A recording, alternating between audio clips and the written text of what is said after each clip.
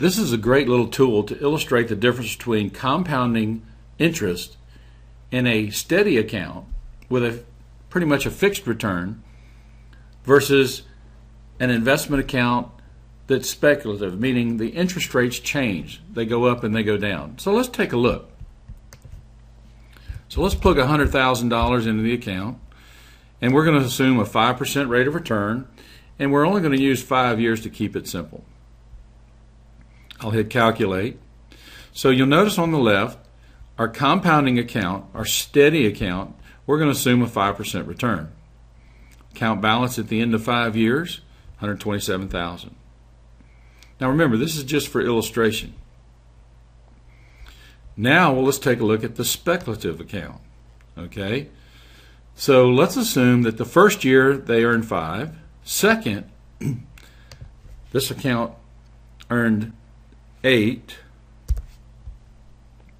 Okay.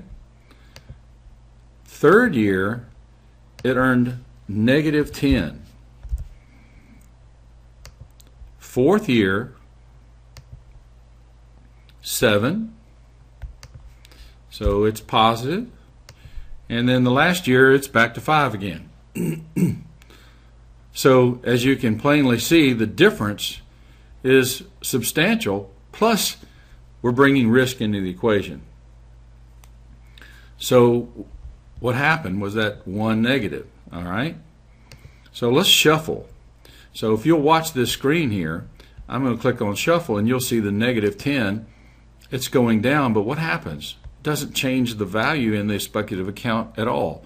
So an interesting thing to illustrate here is it doesn't really matter what year the negative hits. It's going to have an impact over every year.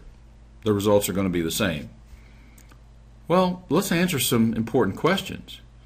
What rate of return would be needed for our account to recover to its pre-loss compounding balance of 127 by the end of 5 years? Well, in this example, it's 11.83. Well, that's quite serious. But assuming your account earns 8, which is the highest return prior to the last year of your negative returns, how long will it take you to get back to the pre-loss compounding balance? Well, let's see. It's 3 years. 3 years with a steady return of 11.83. That's maybe outside the realm of reason. Okay? So let's get back to our results, and I'll show you one more great feature here, which is if I click on this cell one more time, left click, you'll notice that I also have this availability called market history. Well, let's assume that I'm going to look at the market. How would the market have done for me over time? So let's go from 2005 to 2011. Okay, and I'm just using the Dow Jones Industrial Average here. And I'm going to click on Use the Result, and it plugs those numbers right in the account for you.